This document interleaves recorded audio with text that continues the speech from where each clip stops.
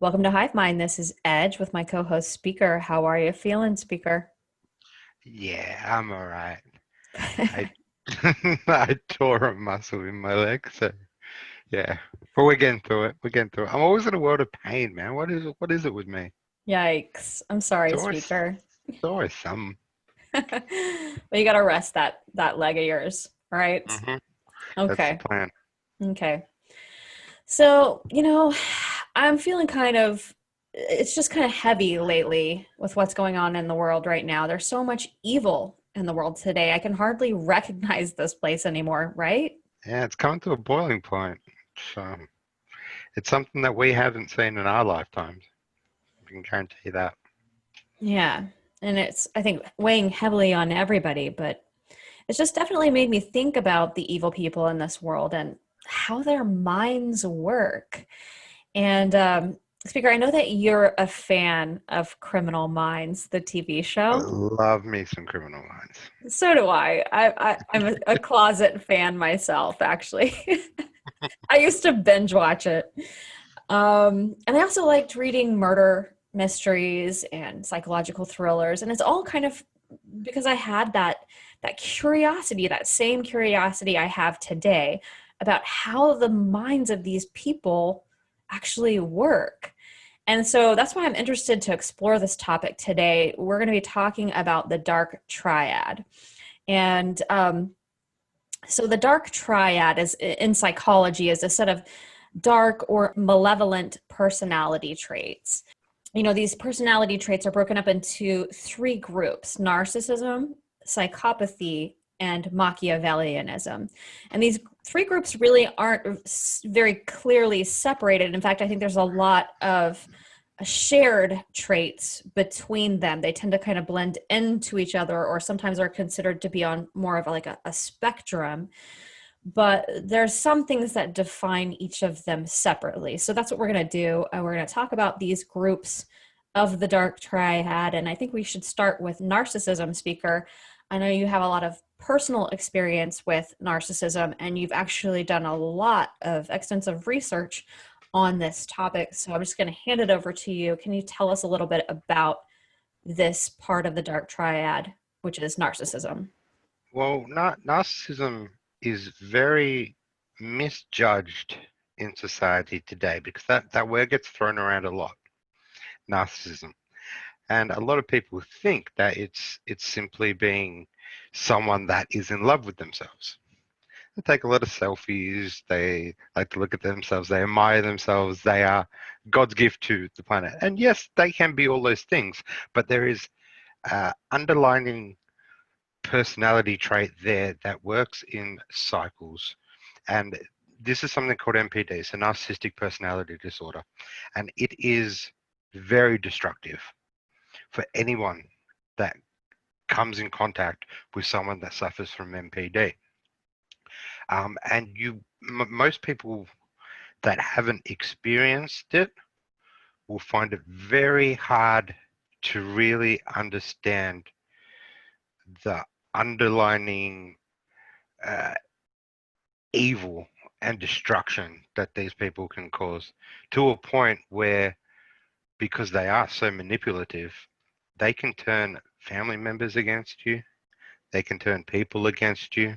They know the brain because they work from the brain. They don't work from the heart, hence them being very manipulative. So narcissism is categorized by the pursuit of ego gratification, vanity, sense of superiority, grandiosity, dominance, entitlement, and of course, manipulation. But narcissists work in cycles. Extreme narcissists work in cycles, and it's a sort of abuse that follows a pattern, and the pattern on the individuals that they see as their victims or their prey, and that is idolization, devaluation, and discard. Now, extreme narcissists always work in that order, and sometimes the cycle will repeat itself. Okay, so first, idolization. When a narcissist meets you, they if it's a romantic relationship, and these relationships can be in any form, they can be friends, they can be family, they can be anything. But I'm going to talk about more of the relationship aspect at the moment. So they will absolutely charm you off your feet in this idolization stage. They will lure you in by using your weaknesses against you. So a lot of narcissist targets or victims will be people that are highly empathetic. They care. And that also feeds them with something that we call narcissistic supply. Now, narcissistic supply is a psychoanalytic theory and is a pathological or excessive need for attention or admiration from their victims or codependents. That narcissistic supply is their energy. They are like vampires. They do not derive anything from within themselves. That is something you have to understand about them. See, so you and I, we can lie down. I can lie in bed and I can self-reflect on myself. I can say, okay, I'm doing this wrong in my life. I'm doing that wrong. I might need to change this. I've got really bad habits here. I need to fix that. And then we can find a sort of energy, drive, passion from it. They can't do that. They can't self-reflect. Everything they get from themselves comes from an external source, comes from you. That's why they put so much effort into this cycle, this phase. And they will manipulate you in the early stages. They will find out what you like. They will flatter you. It's almost like you've found this perfect person. It's also called the hook or love bombing. Be very aware when someone love bombs you. So they're sending you like 10 messages a day, telling you how much they love you, how much they care. They will buy you presents. And you might not even know this person for a couple of weeks, right? But you're so caught up in this phase. You're like, how have I found this perfect person? And that's how they hook you in. So be really wary of those things. The next stage is the devalue stage. Now, everything they did for you in the idolization stage, they'll slowly start taking away, and they'll do it systematically. So you have to remember this is all maliciously planned. This is not like by accident. They plan this. Once they know that they've got you hooked. Once they know that they have you, then they will start to devalue you, right? And they will make you feel less confident. The facade kind of drops a little bit, and you slowly start seeing their true colors and certain things that they do. So, like for an example, say they made you coffee every morning when you woke up. All of a sudden, one day they'd stop doing that, and you'll be like, "Well, that's weird. That doesn't really fit in. They've never done that to me before. Have I done something wrong?" Right? And then they'll stop doing that, and then you start questioning yourself. Okay, maybe I'm doing something wrong. They'll start acting cold, and the one thing that they use is indifference, and they'll withhold emotions from you. They'll withhold sex from you. All these sort of things, and especially, and it takes such a 180 turn from where you were at the start. Your mind starts playing games on you. This cycle is also a form of hypnosis. It's a form of control, and it's very malicious. Right. I've seen it being described as a fog, or just like a spell is being cast on you. It is. The way that they use some sort of, it's like a conditioning to get their victims, I'll call them, to comply. And in this process, of just slowly, systematically manipulating these people. Hmm. And eroding their self-worth. That is generally what they aim at. And then you get to the discard point, where at this point, you no longer have any value to the narcissist. Typically, they've drained you. Like I said, they're very much like vampires. So they will drain you of. So say if you're extremely successful prior to this relationship, now these relationships might be a year, 2 years, sometimes they go into marriages, and sometimes they extend for 20 years, 30 years, and they'll keep repeating this cycle back and back forth. So around and around. And this discard stage, they're usually working on another person. They've probably already got another person lined up sometimes, right? They will humiliate you in public. And that is the stage where you really, you can go either way at this point in the discard stage. Now, some people, especially people that are really highly codependent, they will try to do everything they can to go back to the idolization stage because they think they are the problem.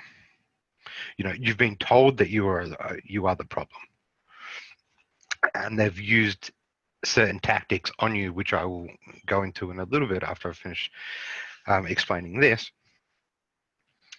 But a lot of people go back to that starting stage, and then if the narcissist sees you still as a constant supply, you haven't worked them out, you haven't caught them, you haven't realized their game, they will take you back through the cycle, and they will keep on rinsing it out. And that's why it's really insidious, because people can lose so much of oneself by doing that, especially your self-confidence, your self-esteem, everything you are. They will turn these things on you, and this is what, in my opinion, makes them incredibly evil. But if you are to break that cycle, if you are to, in my case, I won't go into my personal story, but in my case, I was smart enough to catch it at the discard stage, and I was smart enough to realize what was going on. And I started researching, and I started to work stuff out, because something was telling me they will do everything to try to erode you from your gut senses. They will do things that make you rely on them, and that is gaslighting, which I will go into in a minute. But they will try to totally eradicate that inner voice, that gut feeling. Fortunately, it didn't work on me. I worked it out. I caught them on it, and then it turned very. Trying to find a word to describe it. It was like a battle. It was like two people trying to not destroy each other, because I wasn't trying to destroy her. I was just trying to figure out what she was, or how she thought, and she knew that I knew, and it became. I could probably write a book on it, but yeah, it got pretty insidious. Now, the certain tactics that they use, like I explained before, is gaslighting, and gaslighting is another word that gets thrown around a lot these days in certain circles. Now, gaslighting is a malicious and a hidden form of mental or emotional abuse. It's designed to plant seeds of doubt and alter your perception of reality. Now, go on, you're about to say something. So you start to wake up, you start to realize you've been manipulated. You may even start to realize that this person is not who they said to be or claimed to be in the beginning of the relationship, whatever that relationship is, whether it's a personal relationship or work or whatever. But you're starting to kind of catch on, and that's when the gaslighting starts, right? And they're more like, no, you're wrong. You know, you're the one who has it all wrong. Your perception of what's going on isn't the actuality. Let me lay it out for you. And so they start gaslighting and coming up with this, again, grandiose fantasy world that they live in, right? Because don't they usually live in this grandiose fantasy world that's kind of all about them? Well, yes, that's the only thing that matters to them is them and their supply. They will try to exude this confidence that's not real. Generally, they've sucked it from you. So if you're a confident person, that's projection. We'll come to that too in a minute. But they will suck these things out of you. Now, gaslighting does happen at the end. like you just mentioned. But gaslighting happens right through the relationship. It happens right from day one. And there's different forms of gaslighting. So it's covert manipulation and covert. So there's different types of narcissists as well, and I'm not going to get into all the different types, but there is lesser narcissists, higher narcissists, covert narcissists. Covert narcissists, in my opinion, are the more malicious and the more evil because they're very hard to identify. Very hard to identify. Isn't there also sort of like a spectrum of, you know, from people who are narcissists who may not even realize that or have narcissistic traits, but wouldn't clinically be diagnosed as narcissists? Well, Go ahead.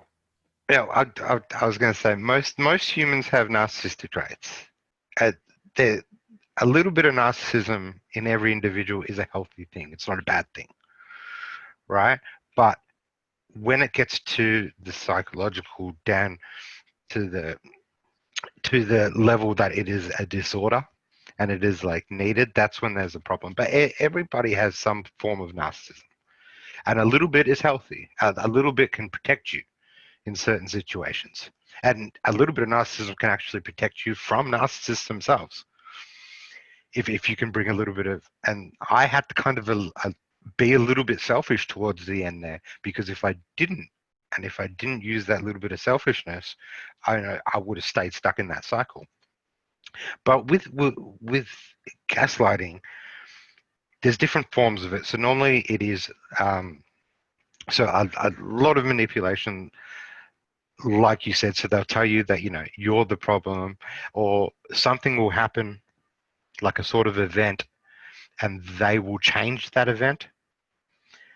So the order is wrong, or they will put things in there that didn't happen, and you're second guessing yourself, and you confuse yourself, and you're like, are you sure that didn't happen? And then it comes to the point where you have to rely on them. I mean, I got to the point where I couldn't even remember my own phone number. Wow. That's how far down the rabbit hole I was there.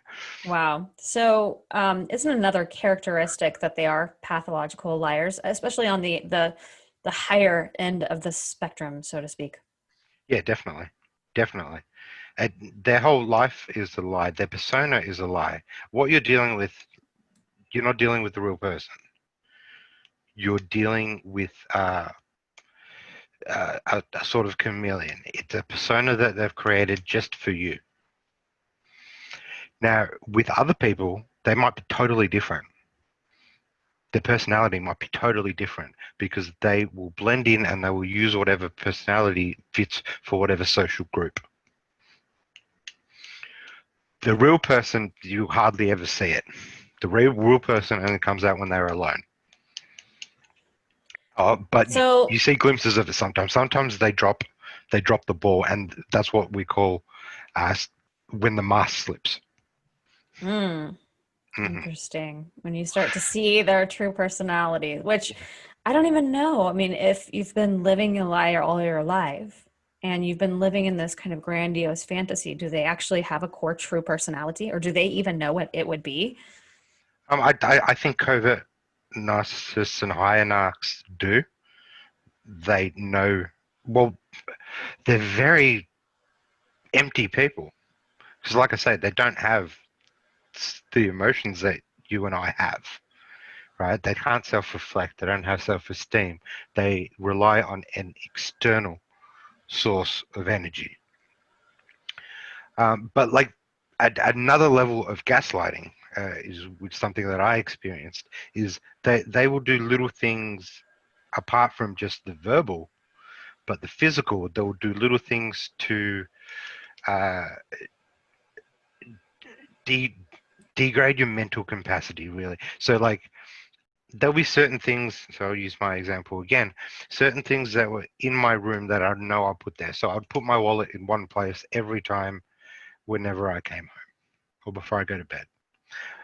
But when you are not aware, they'll move it or they'll hide it. And then you're like, I swear I put it there. And then you'll be looking for it, and you won't be able to find it. And then 2 hours later, they'll take it and put it back to the same place where you normally put it. Mind games. Yeah, but a ridiculous extent, Right. right? So, It's used to destroy the other person. It's extremely insidious. so why do they do this? How do they become narcissists to begin with? There's no, well, there's never been determined a cause for narcissism. I think it's the same for psychopathy and Machiavellianism. No one's really pinpointed something that turns a person. It generally happens when they're really like young adults, and I have theories on it. And my two theories is definitely upbringing, the early childhood who is surrounding them, and some form of uh, biological trait. Right. That's what I read as well, is that, there's really no specific thing, one specific way. There's some theories out there, but I think the general consensus is that there is some element of a genetic factor that in the way that their brains work, but also environmental factors like abuse or neglect as children, or even like over pampering, parents over pampering their children, and providing them with Yep. false realities themselves, and false expectations themselves. Yeah, there's not so this is just something I've noticed. Narcissists don't necessarily have this damaged childhood like you would expect. Um, Sometimes there is no abuse. Sometimes it goes the opposite way, like you mentioned. There is an overpraise of the child. Um, in in my case, her father is kind of what I figured out was uh, Machiavellian. And when she was growing up, she had a sister as well. But her sister was the black sheep. So her sister was the one that all the abuse got taken down of. And her dad kind of trained her to become this way. So like they picked a child and they said, okay, well, I'm going to train this child to become like this, like me. And, then I'll have someone that can, I can share this abuse or this manipulation with and I can teach. Wow, that's really sick and demented. Hmm. So a lot of these kids, when they get brought up with psychopathic parents or Machiavellian parents, narcissistic parents, a lot of them don't have a chance. But normally it's only one. It's not so if there's two children, it's normally only one child out of the two, and the other one will be uh, the center of the abuse. Hmm.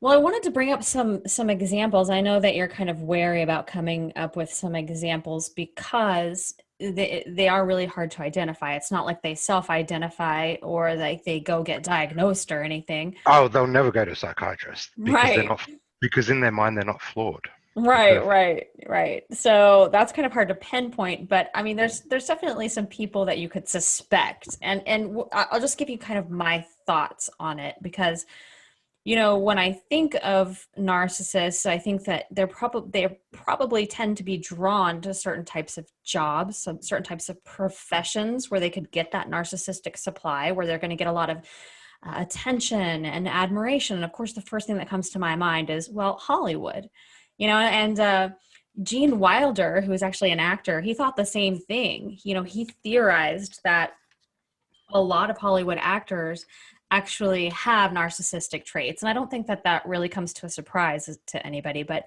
he just went on to say that many of them probably come from dysfunctional families, kind of like we were just talking about. And they learned from an early age that they must, act in a variety of different roles to gain attention. And so they just kind of carried that out and sought, their narcissistic supply elsewhere as they got older. And that the first example of that kind of comes to my mind, and I suspect may fall into this category or multiple categories of the Dark Triad, is Kevin Spacey. He's a good example because I know that according to his brother, who has written a memoir, that his father was very abusive, and that Spacey had actually started acting just inside the home with the family at a very young age. And he did that in order to get attention. The other child was, his brother was the one who was receiving the abuse, and Spacey was the favored child, I would assume, in this. The golden child and the black sheep. Yes. That is the monikers for them. But yeah. Yeah, and I would think that Spacey's father, according to his brother's memoir, would be considered a psychopath. But anyways, so Spacey, I would think, would be kind of a good example of a narcissist who went into the profession of being an actor in order to receive that attention, that constant attention and admiration. What do you think? Yeah, like you said, there's overlapping traits. That's why it's really hard to diagnose unless you're in a cycle with one. It's very hard to pick out what on what level they are, or what one of the I'm going to call it the unholy three, because I think it sounds better. The unholy three they fit into. But a few things that I've noticed, or that I've heard either from psychopaths or certain writings from these people, narcissists don't tend to a lot of them are not aware of the process, like you said, of what they do. Psychopaths are. So that's something that separates them, and I think Machiavellians are as well. They're very aware of what they are. I've heard, and the way it's been described is narcissists are more vulnerable, as in you can hurt them emotionally by withholding this supply and withholding stuff. It actually hurts them on a deep level, or whatever malnourished heart they have left. It does affect them in that way. But narcissists can be manipulated. Sociopaths and Machiavellians cannot be manipulated. Interesting. When you look at like the business world, because I've heard this kind of stereotype of CEOs being narcissists. And I don't think that's necessarily the case, that all CEOs are narcissistic. In fact, there's probably a small percentage of them. But I would think that the population of narcissists is more highly represented in those types of positions because, again, they're getting that narcissistic supply, that admiration and acceptance, and it's feeding them. But, when I think about those types of people, a good example in my mind is like Peter Nygard. Okay. Or even maybe Jeffrey Epstein. I mean, the admiration, the power, the grandiose perceptions of themselves. This former stewardess quoted Peter Nygard, and it was written up in an article just talking about him and his personality. But she quoted him as saying, as he was berating the staff, quote, "I am God. You are nothing. You are garbage." And that just, to me, just screams narcissism. That to me screams more psychopath. Yeah, and I think that's a good actually segue, because a lot of these character traits from narcissism are very similar in psychopathy. Very, very similar. It's really hard to juggle them around. Well, I think, and then some people have actually just put them on a spectrum to where, psychopathy is just the more extreme form, because it seems to be that, all psychopaths do tend to be very narcissistic, extremely narcissistic. But I think that there are definitely some traits that differentiate them, as you were just explaining. But, psychopaths, they lack the empathy, they lack guilt, conscience, remorse. Any kind of emotions that they have or feelings that they have are extremely shallow, but they're highly impulsive. They need immediate gratification. They do tend to have this superficial charm, which, again, I think that all of this seems very similar to the narcissists, right?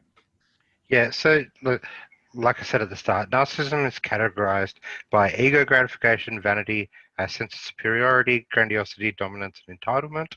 Machiavellianism is kind of marked by calculating, a moral personality focused on self-interest and personal gain.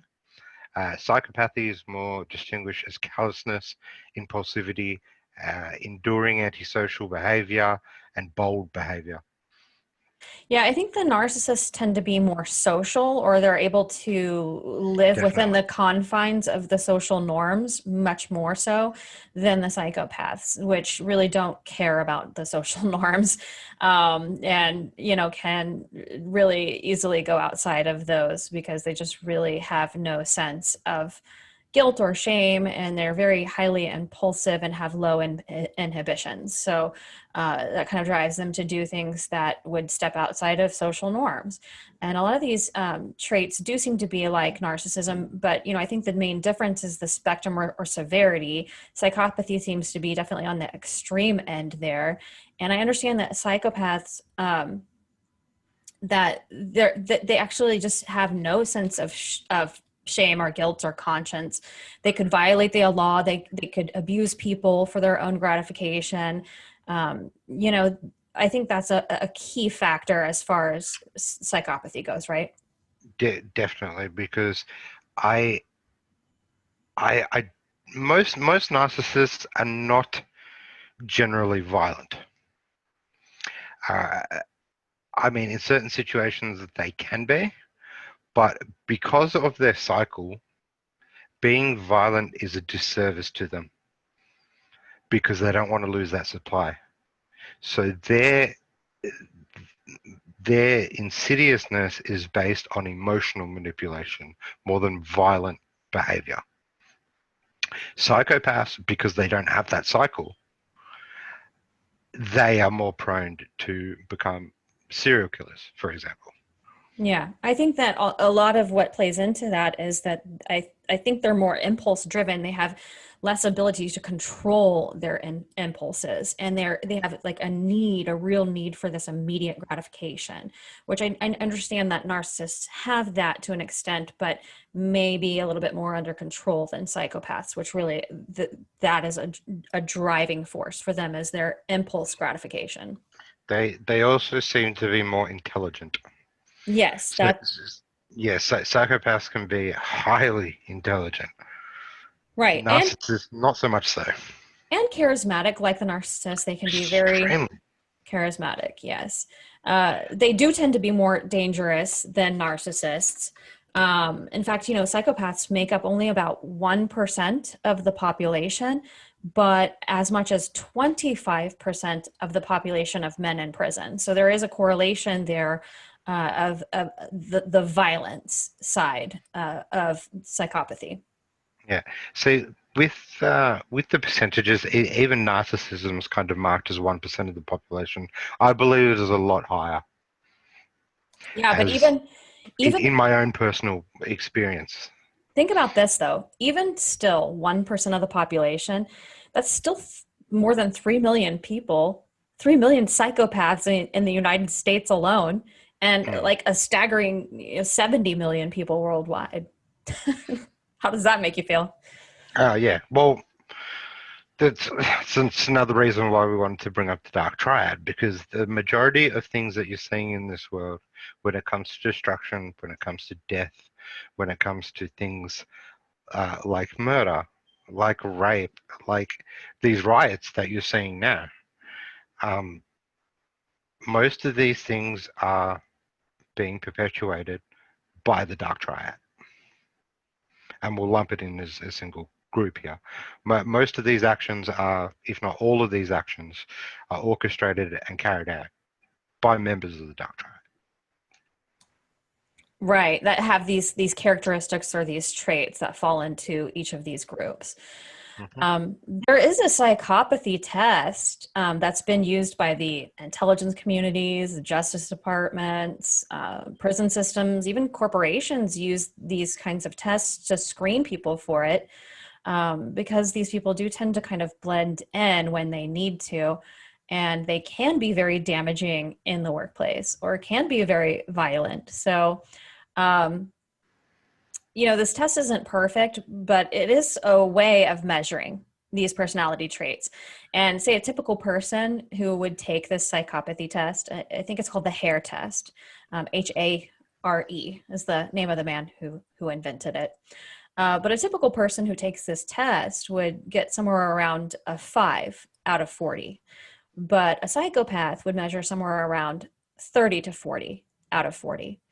And one famous psychopath who actually took the psychopathy test was Ted Bundy. And he measured a 39 out of 40, from what I understand. So it gives you an idea. What's involved in that test, It measures how deceptive a person is. You know what? I'll look it up real quick. Sorry, I put you on the spot. It measures 4 different areas of your personality. And like I said, it's not perfect because it has to be evaluated by professionals, like psychiatrists and stuff. So, and it can vary. See, psychopaths are also so manipulative and cunning that they use those things against people sometimes as well. So like if a psychopath knows this test, they will study this test and they'll get it wrong on purpose.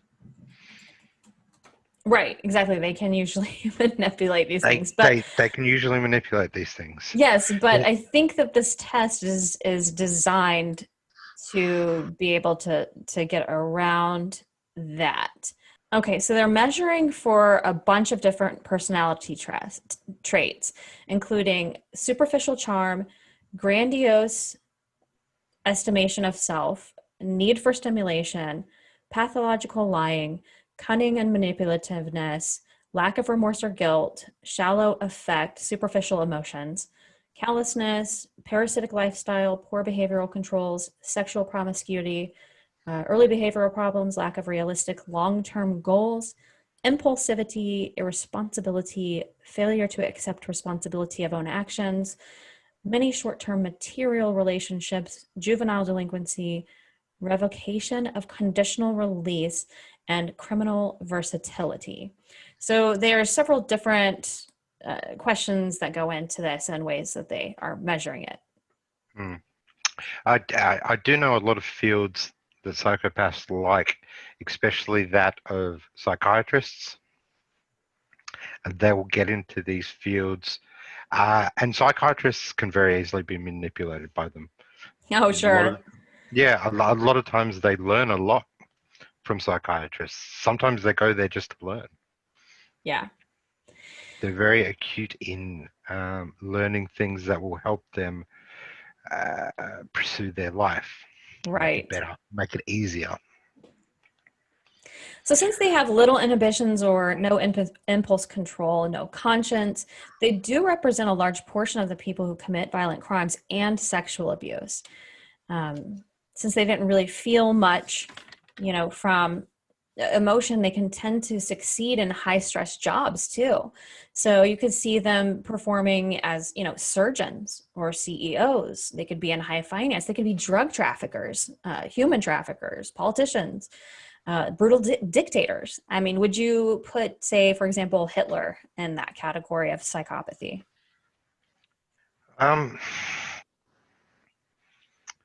Yeah, I would put him on the psychopathy side of things. I was thinking about Machiavellianism, but what seems to be a tendency with Machiavellianism is Machiavellians, they love power, they love money, and they love status, but they don't usually like the fame that comes with it. Right.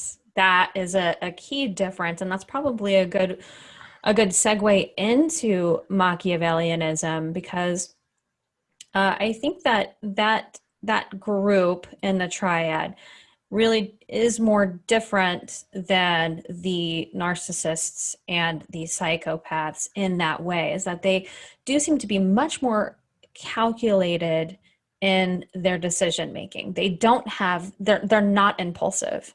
They tend to be cold and calculated in their measures, and they don't seek attention in the way that narcissists seek attention. They don't seek gratification from others in the way that, say, psychopaths would tend to need some kind of gratification. It's not like they really want admiration. Sometimes maybe they do, but it's more of an impulse gratification that they're trying to seek from others, I would think. But Machiavellians, they don't really care about any of that. They just use humans as some sort of resource. They don't care about you at all. It's just you're an ends to a means. Like And I like how you use the word humans. Then but continue what we're saying. We'll continue with that after. Yeah. okay. Yeah, so I think that's what really differentiates them is the cold-hearted, the callousness, the being very calculated. They like narcissists and psychopaths. They are very manipulative and exploitative, but they If don't. even more so. Right, but they don't need the fame or the glory. That's not really what they're interested in. They're more interested in power, but they will do anything to attain it by any means. And so if that's, genocide, that they would have no qualms about doing that. If that fits into their cold, calculated plan. So someone like Himmler would be Machiavellian. So Himmler was one of the right-hand mans to Hitler. Now, he had all those things, power, genocide, control, but he didn't have the fame or the notoriety as much as Hitler did. They like to lead from the shadows. I'd say Himmler would be more Machiavellian. Okay, yeah, I would agree with that actually. Yeah, they do prefer to be in the shadows. For them, it's only about power. They're completely obsessed with acquiring it, and they'll use any means necessary to get it. They're much more calculated about achieving their goals, and they can be patient about it, which is very different from the impulsivity and the need for immediate gratification as, say, a psychopath. They have no scruples. They'll manipulate and exploit. They'll step on anyone to get what they want. They're cold and callous.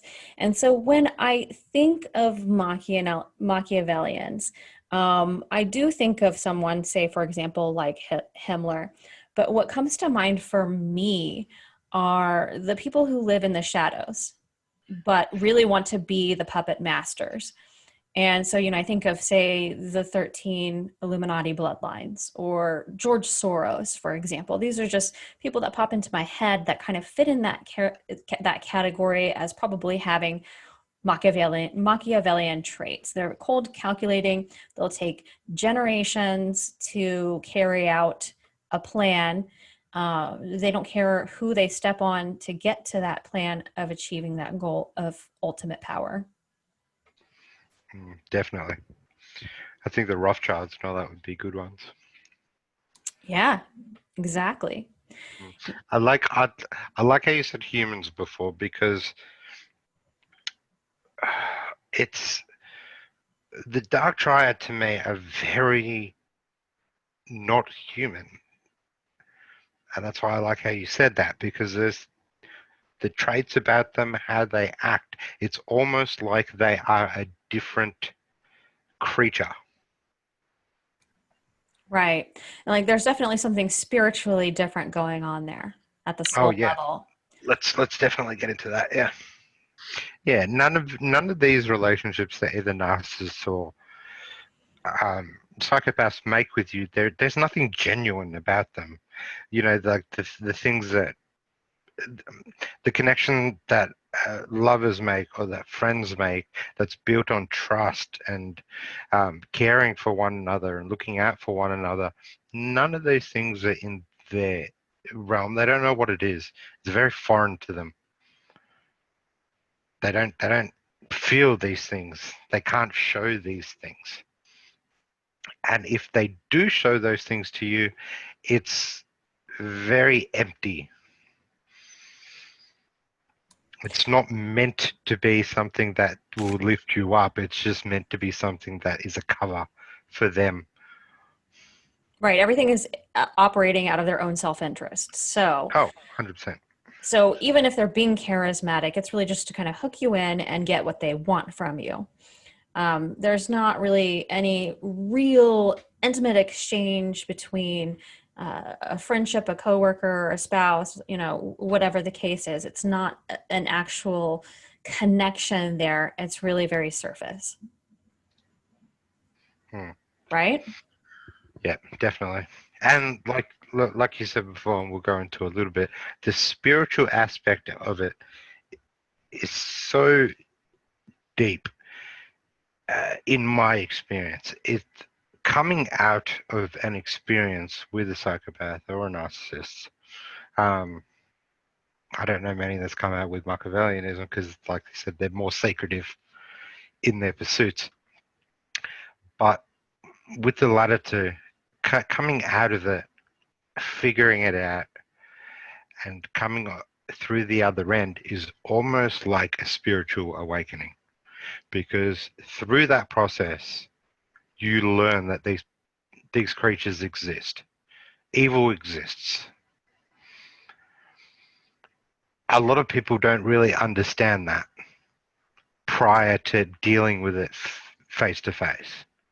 I mean, they see it on TV, but they don't have that personal connection with it.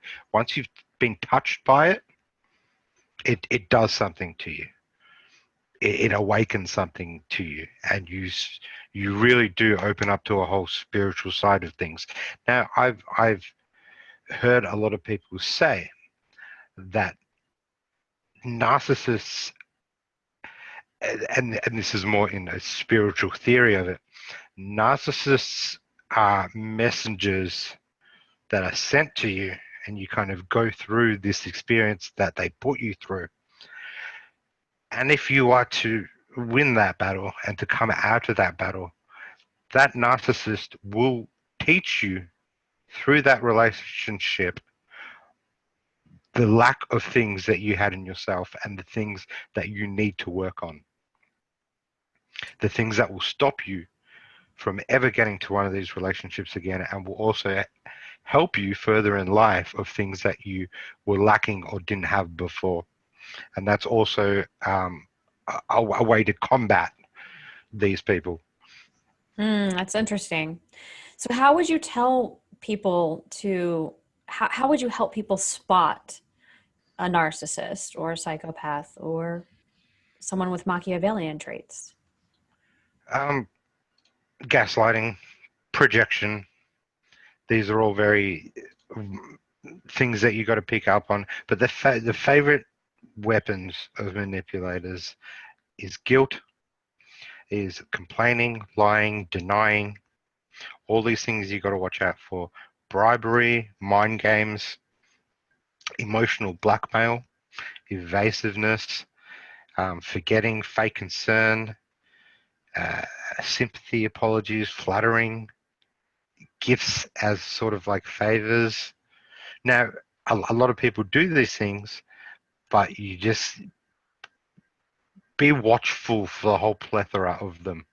Right, because I think that, and that's a good point to make, is that many of us are guilty of, at times, showing some of these traits, but it doesn't necessarily mean that we're narcissists or psychopaths No, not at or, all. you know, but if there's a pattern and it's extreme and to the points where it's abusive, obviously. Mm. It's like certain things. I mean, they'll start an argument and blame you for something that you didn't do. Yeah, like you got to be watchful for these manipulation tactics. They're the ones.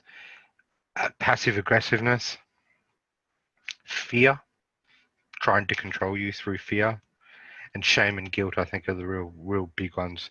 The things that tear at your self-worth, and that is very calculated, like done. So say you're in a relationship and you are not comfortable with your weight. You're trying to lose weight, you're trying to get in shape, and your partner knows this. So something will happen, and they'll, might say something under your breath, like, geez, if you just lost some weight, you'd be better in that situation. And then you'd be like, what did you say? And they'll be like, no, nothing. Yeah. So they do those sort of things, and they'll work at your insecurities. And when you find people trying to pick on your insecurities or break through that and break you down because of that, then you know you're dealing with someone that is trying to manipulate you and destroy you on the personal level. What about on a societal level? I mean, we see leaders around the world manipulating us with regards to race relations and with the COVID pandemic. So we see that kind of manipulation, the shaming, the guilting, the, all of that, the gaslighting going on a massive scale, global scale. Well, you see it now with riders. So the video that came out the other day prior to us recording this, with all the people with their fists up and that one lady sitting down on the chair and not doing it. So like you see these intimidation sort of tactics, and that is very psychopathic behavior. Right. It is. And, it seems... The scary bit about it, sorry to cut you off, is that these people seem to be creating more of these people within the triad. It does. It does. It seems to me like we have this this army of psychopaths that's been mobilized by behind the shadows by puppet master Machiavellians. Does it not? Definitely. Mm. I mean, these things have happened for years, and these traits have been around for years. And if you look back in history, the history of humankind is a very bloody history. I mean, you can't say the Roman Empire wasn't a psychopathic empire. Gladiatorial fights, things like that. I mean, that all just screams, a complete lack of empathy. Right. Yeah. It's a crazy world we're living in. I don't even recognize it anymore, speaker. It is very hard to see. But I think they're at a point now where they have been mobilized, and they are at a breaking point because of recent events over the last 4 years. They are at a breaking point where that sort of system is in jeopardy of being destroyed. The corruption, the underhandedness. So they have mobilized these units. Yeah. And it's important to remember, though, that as many as it seems that are out there, in the streets, causing all of this chaos and violence without really any sense of remorse, it's important to realize that even if they do have psychopathic traits, and I'm not saying that they all do, but there's still only a very small percentage of the population. There's way more of us. Yeah, except they're more louder and more destructive. Yeah. And we're censored. So it makes it seem it makes it seem like the opposite, which is gaslighting. Definitely. Yeah. All right. Well, I think we broke it down as best we could and tried to shed some light onto the psychology of these minds that kind of do the evil around the world today and all throughout history. So I hope it was helpful to others and gave some people some insight, but also, speaker, one last thing. How do people protect themselves once they do recognize it? These things that you have to work on to protect yourself as an individual: self-esteem and being confident in yourself and being confident in your own actions and your own thoughts. These things are important because a lack of that is what helps these people get in. Relying on someone else to, but pretty much doing what they like to do, getting your self-esteem, your self-worth from an external point of view will leave you open to these sort of attacks. Conjure it within yourself. Conjure it from your own heart and your own being, and be protective of yourself. Watch your boundaries. Know what you will accept and know what you won't accept.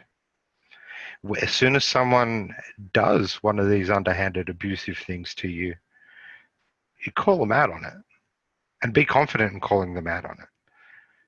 Tell them that you know what they're trying to do here and you won't take it. Be confident within yourself, and don't be afraid to stand up for yourself when you see these things. And I think that is something that it taught me, and that's what I mean with the spiritual side of things. When I came out the other side, I realized I was way too lenient with myself and with my own feelings. And, that person would do something that I obviously knew was detrimental or hurtful to myself or was wrong in a way, but I would never call it out, even though I did know it. So I didn't stand up for myself in that regard. So when these things happen to you, call them out. Be confident within yourself. Be confident in who you are and what you will and will not take from others, and what you will allow others to do or to say to you, and what you won't. There you go. I think that's a great way to end it. And before we leave that, I just want to thank all our Patreons and the people. We just checked our PayPal yesterday. That was really nice of you, the people that have sent us money there. Really helps us keep this channel going. It helps us pay for our Zoom memberships and all that. So I really just want to thank you all out there, because it's really hard to do it personally. So thanks, guys. We love you all. And please share, like, subscribe, and join us back next time right here on Hivemind. boom.